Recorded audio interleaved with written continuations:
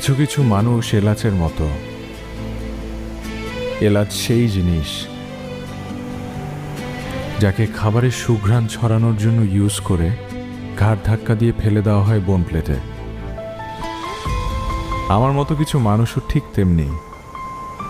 প্রিয় মানুষের জীবনে সুঘ্রাণ ছড়ানোর জন্য ইউজ হই, তারপর বোন প্লেটে পড়ে থাকি অভিমান নিয়ে।